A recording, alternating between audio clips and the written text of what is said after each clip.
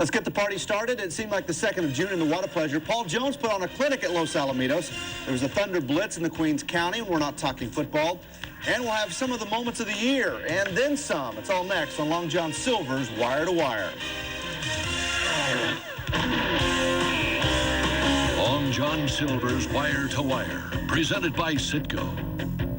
Snow across the Midwest, snow in New York, but down there at Calder, it still looks like it's summer. 2-year-olds going in the Water Pleasure Stakes. Yeah, there were better races last weekend in terms of quality, like the Queens County at Aqueduct, for example. But since we're getting into the Derby mode already, looking for the 2-year-olds, the Water Pleasure was perhaps the most interesting race because it had the comeback of Silver Wagon, who hadn't run since winning the Hopeful Stakes. He was the 4-5 favorite. That race was Saturday at 1 1/16 at Calder. Let's enjoy the sunshine and the Water Pleasure Stakes. And they're off in the Water Pleasure Stakes. On the far outside, Mr. Willie Joe, now moving up toward the outside.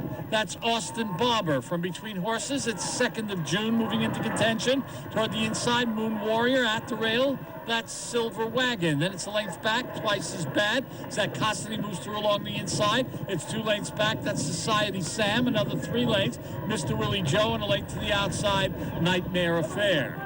They move around the clubhouse turn, head for the backstretch with Austin Barber in front by a length. 2nd of June on the outside, settles in 2nd at the rail, Silver Wagon. Then it's a half length back, that's Moon Warrior 4th. A length and a half to Zach Costany, a length to the outside, twice as bad. It's 3 more lengths to Society Sam, another 2 lengths to Nightmare Affair, a length and a half, Mr. Willie Joe. They went the first quarter in 23-4, the half 48-3. They lead the half-mile pole with Austin Barber in front, a length and a half. 2nd of June's in 2nd position, a length back toward the outside. That's Moon Warrior. At the rail, it's Silver Wagon, a closer 4th. Then toward the outside, that's Zach Costany moving up. Next toward the far outside, it's twice as bad.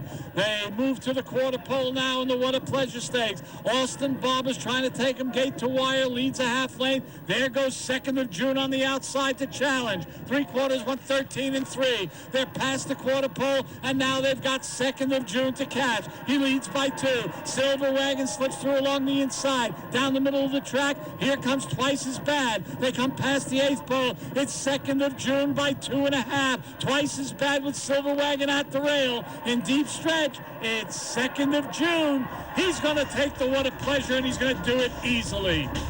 2nd of June gets a great trip. Twice as bad, had to rally from 7th and 5 wide out. Finished the favorite, Silver Wagon, for 2nd. Trainer Bill Caesar conditions the horse for his mother. Jerry Bailey rode Silver Wagon. No surprise that the top rider on the planet is sizing up 2-year-olds at this stage. And no real excuse for Silver Wagon other than, of course, the layoff, not having run since winning a 6-furlong Hopeful. It was his first start around 2 turns. You see on the first turn, and Silver Wagon had to steady just a little bit down on the inside, but it wasn't much. I mean, he had a ground-saving trip. He just basically got tired and didn't have much of a kick in the last quarter of a mile. As far as the winner, 2nd of June, a good performance, a 5-length win. Interesting story.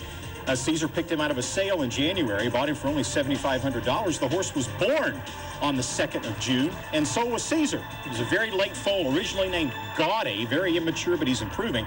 They changed the name, fortunately, to 2nd of June, and he's a nice-looking prospect, expected to run next in the Holy Bull at Yellowstone. Still to come, maybe the most influential race of the American Quarter Horse year, the Champion of Champions, plus another stirring rendition of Final Furlongs. Randy Moss is tuning up, and later a look at the year's most stirring moments. Presentation of Long John Silver's Wire to Wire is brought to you by Long John Silver's Seafood the way it ought to be. Citgo, we know you. The American Quarter Horse Association. Let freedom ride. A huge weekend of American Quarter Horse racing at Los Alamitos. The Marathon National, the Champion of Champions, the Southern California Derby, and the rich Los Alamitos Million. We start with the Los Al Million. This year, $1.3 million in prize money. A lot at stake for Hawkins. She won the kindergarten and the Ed Burke, so $1 million bonus if he could complete the hat trick. Corona for me would have a dream trip with a nightmare outcome. And away they go in the Los Alamitos Million Futurity, and a poor start for Hawkins. She fell far behind. as Corona for Me and a Regal Choice and Dasha Perry all came out running strongly. And now moving up is a Delightful Legacy in the far outside as Corona for Me. This is the one-eyed wonder, and he has his mind on winning the Los Alamitos Million Futurity, and a Regal Choice right there, but Corona for Me wins the Los Alamitos Million. And Hawkish, as you could tell, would not be a factor, but this contact would be. The stewards took a good look at it, and Corona for Me wins the Los Alamitos Million, only to have his number taken down. A Regal Choice moved up. Corona for Me dropped to second. A Regal Choice is trained by AQHA champion trainer Paul Jones. He sold at the Vessel Swanevelt sale last year for $415,000, but earns $535,000 for the win right here. The win put Jones over the $4 million mark for the year. Happy to win, but this is not the way he wanted to win it. But the stewards, on the other hand, they made a good call. The horse did run into my horse right at the wire and did stop my horse, and definitely hurt his performance. But you know, I'm very happy I won the race. Like I said, it's not the way I wanted to win it, but we did get the win, and it's very nice.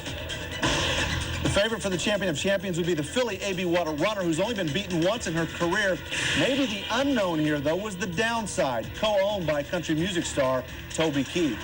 And away they go, and the Champion of Champions on the far outside is Royal Time Classic. The Downside, though, came out running powerfully. A.B. Water Runner is also right there. Panther Mountain down along the inside, but take a look at the Downside, who's striding on powerfully with Ramon Sanchez. Catch Me in Your Dreams is now coming up on the far outside, but the Downside has his mind on winning. And here is the Downside, Catch Me in Your Dreams, but the Downside clarifies the field here in the Champion of Champions.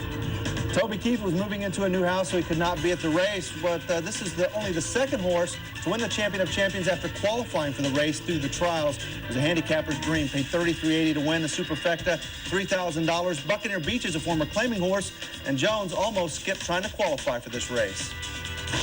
I believe Doc Allred mentioned to D. Hubbard, he says, oh, yeah, after he won his first time out here, he says, you ought to put him in the Z. Wayne Griffith and give it a shot. We were planning for the Winter Championship. And D gave me a call, and he said, what do you think? Can he do it? And I says, hey, let's give it a shot. So I'm glad that they were willing to do it, and it worked out awesome. Paul Jones won the Los Al Million, the Champion of Champions. Could he win the Southern Cal Derby, another Grade 1? He had 5 horses in the field, including this one, D First. And away they go in the Southern California Derby, and Toasty My Dad broke very slow as Corona's Prospect came out running strongly. As you can see, Meteoric on the extreme outside is now going to have to pick it up. Toasty My Dad has run, but that bad start's going to probably cost him as Corona's Prospect. And now coming on is D First. D First, Corona's Prospect are nose and D First is up for the upset. What a year for trainer Paul Jones. He had a pretty good season for most American quarter horse trainers, and this weekend alone, winning jockey was Alejandro Luna, who also rode the winner in the Los Al Million. Jones claimed 3 of the top 4 spots in the race. Congratulations to Paul Jones on a remarkable record-setting year. Now to a star-studded affair, the Marathon National worth $175,000. It attracted Southern California thoroughbred trainer Doug O'Neill. The trainer Laura Pinelli had the inside track with 3 in the race. Make the way on to the head of the stretch, and now it's Available Credit. Available Credit's the leader. Hero's Call is coming through gamely down along the inside. These two are going to hook it up, and Hero's Call now has his mind on catching Available Credit. Available Credit on the outside. Hero's Call, though, and Tyler Bay's getting through down along the inside to win the Marathon National. Laura Pinelli used to be Laura Lucas. Trainer D-Wayne Lucas is the co-breeder of Heroes Call. Thoroughbred jockey Tyler Bays provided the winning ride. Lucas and Gary Stevens, who starred in Seabiscuit, were also there for the win circle. Heroes Call is just a 3-year-old, but he has some serious contender for some postseason honors. For information on how you can become a racing American quarter horse owner, call 1-800-414-RIDE. So it was a star-studded affair in terms of the thoroughbred guys there at Los Alamitos. And as we get into final furlongs, you're going to kick it off with a race that had some snow problems. We didn't have that kind of trouble in Southern California. They did at Aqueduct. They're continuing to have it. The Queens County Handicap was supposed to be run December the 6th. It was snowed out. They lost the whole day at Aqueduct, so it was rescheduled for this past Saturday. And it completely changed the complexion of the field. Evening Attire wasn't going to run December the 8th. He had just started on Thanksgiving week at the fairgrounds, or at the Churchill, was disqualified from the Clark. But he did enter Saturday, and Evening Attire was the even money favorite in the rescheduled Queens County. As we go to final furlongs, as you pick it up on the inside, Unforgettable Max, the gray horse with his head in front. Strength is Frank Stronach's Thunder Blitz, and 4 deep is the gray. He's easy to spot. That would be Evening Attire as they come to the wire. It is still Thunder Blitz in front. Less than 1/8 of a mile to the finish. It is Thunder Blitz in front now by 1.5 lengths. Seattle Fitz, Evening Attire on the outside. Thunder Blitz to win the Queens County. Under Blitz over Evening and Tire. It's important to note, though, that it was a handicap race. Evening and Tire carried 123 compared to just 114 for Thunder Blitz. Thunder Blitz won the Flamingo in 2001, then was fourth in the Kentucky Derby behind Monarchos, Invisible Ink, and Congaree. Finished ahead of Point Given, but the 5-year-old hadn't won a stakes race since then. He's now trained by Rick Dutrow. Look at that buyer. 111, an excellent race driven by Jorge Chavez. Saturday, Grand Slam Day at Calder. You've already seen the What a Pleasure. Now for the other 3 stakes on the card. This is the Chiposa Springs for female sprinters, which belong to Barbara O'Brien. Barbara O'Brien in front, and they're not going to get it today. She takes the Chiposa Springs handicap by 5.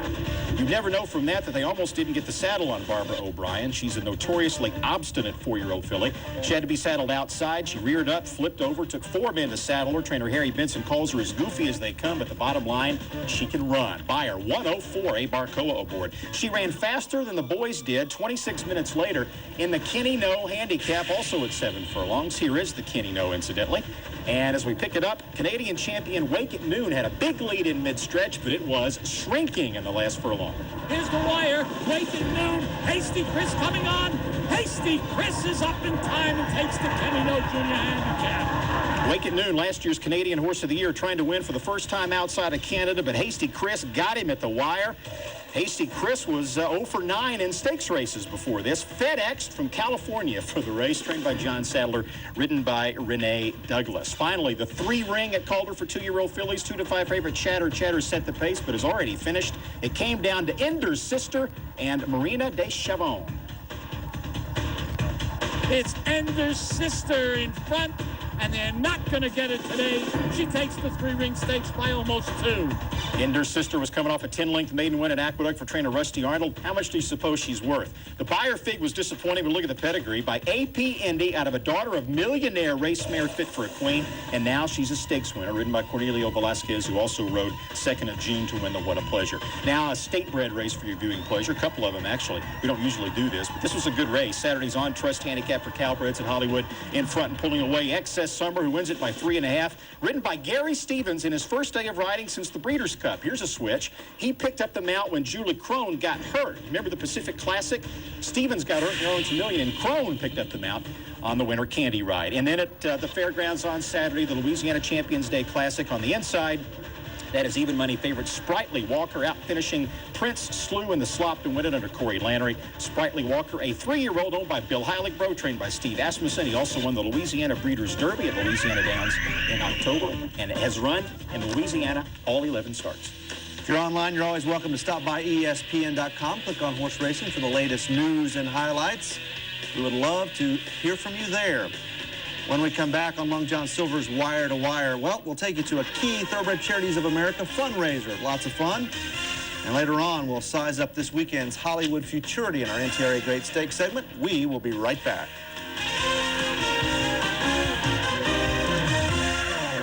5 greatest cricketers of all time. Find out in ESPN's Legends of Cricket, the book.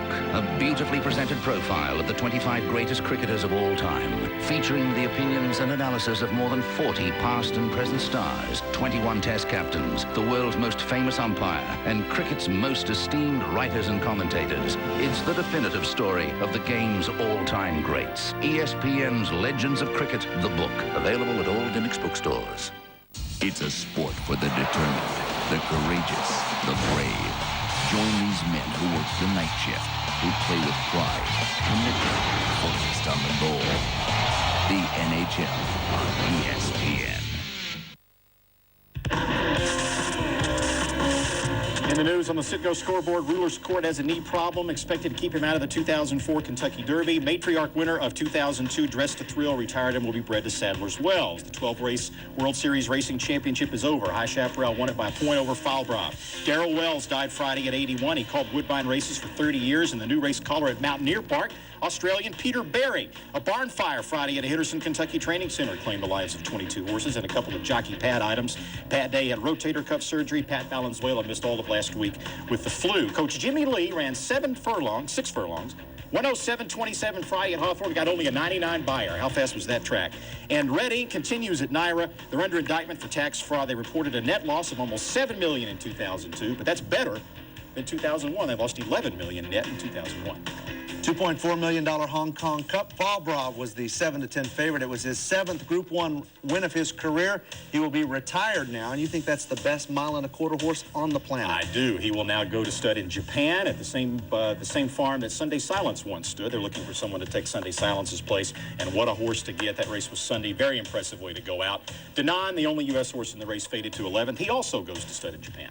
Earlier, you touched on Julie Crone being injured. It happened, actually, a spill in the 3rd race at Hollywood Park, and it's pretty rough. We debated whether to show you this or not, but it is news. That's Julie Crone on the outside on the far left. The horse breaks down with David Noosh in front of her, and Crone hits the ground hard. Noosh was okay. Crone, X-ray showed no broken bones, but she's very sore in the upper chest, her neck, her shoulder. She's going in for a CAT scan, or she went in on Monday.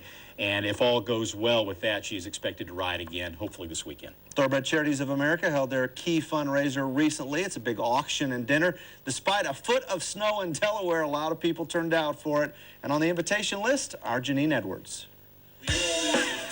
Last year's dinner gala, with over 400 in attendance, netted $1.1 million for Thoroughbred Charities.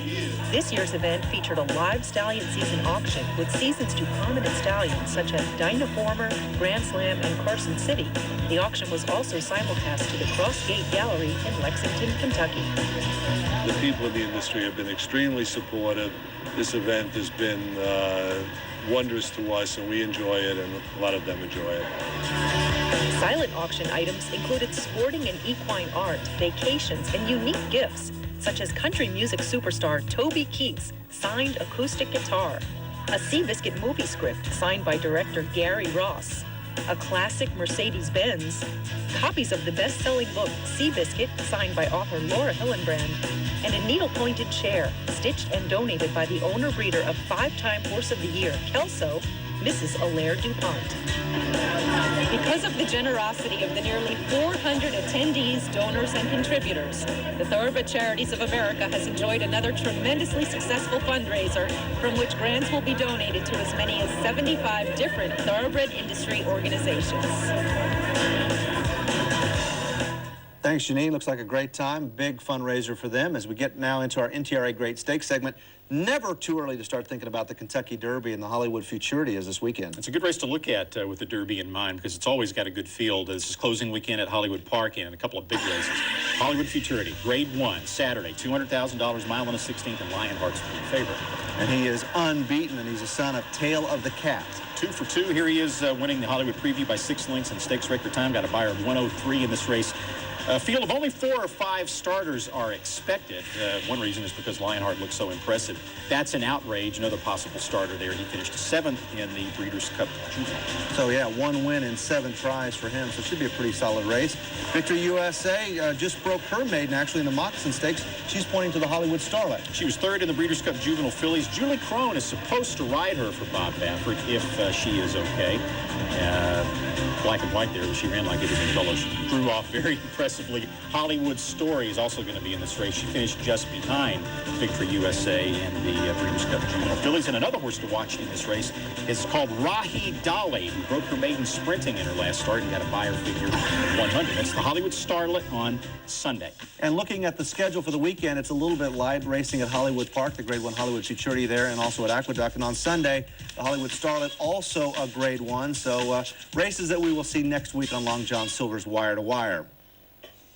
Still to come in the big show, what is the moment of the year? Well, you can help decide that. We'll share with you how when we come back.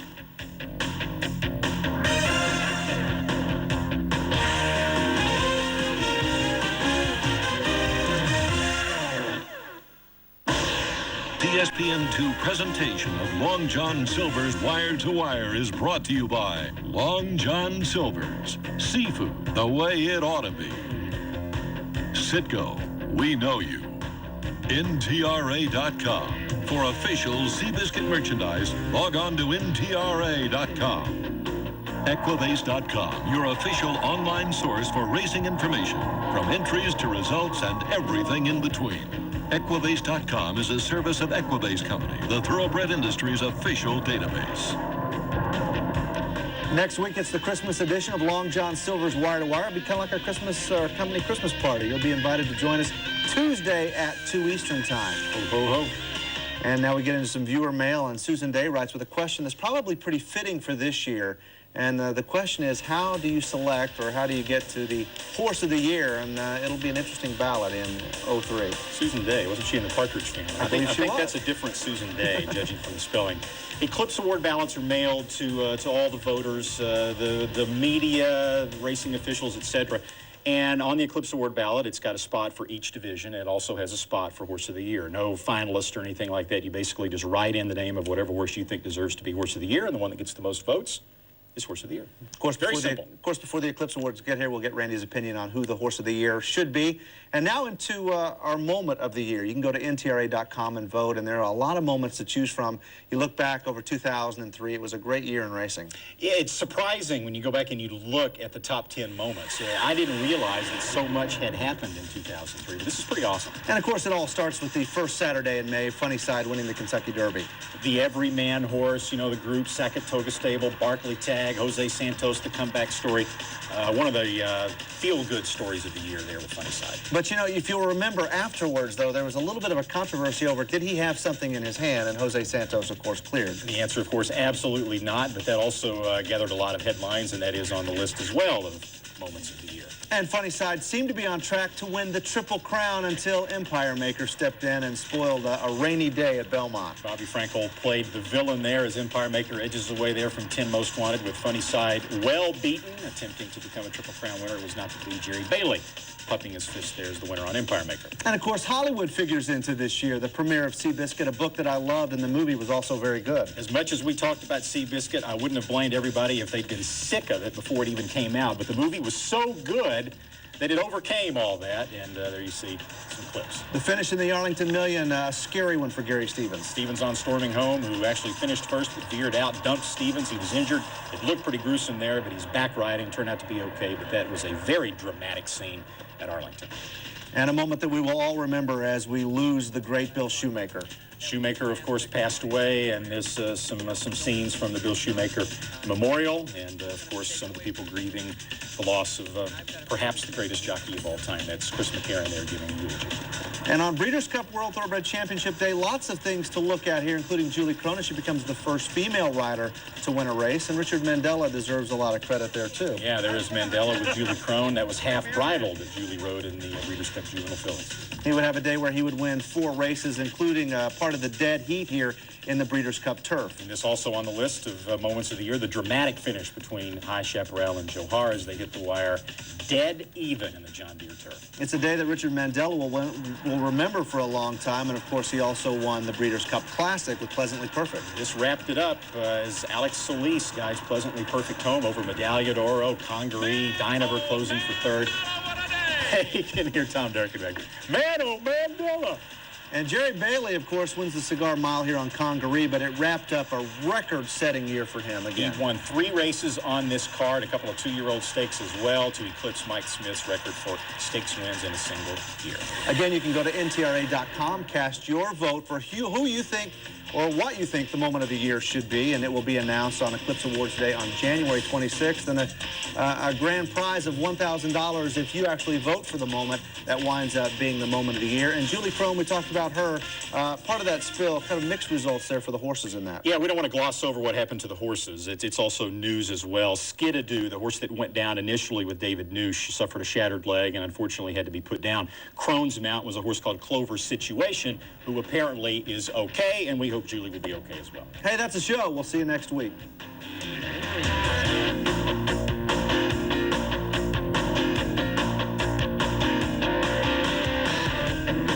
This has been a presentation of ESPN, the worldwide leader in sports. For more, log on to ESPN.com. Champion of Greyhound.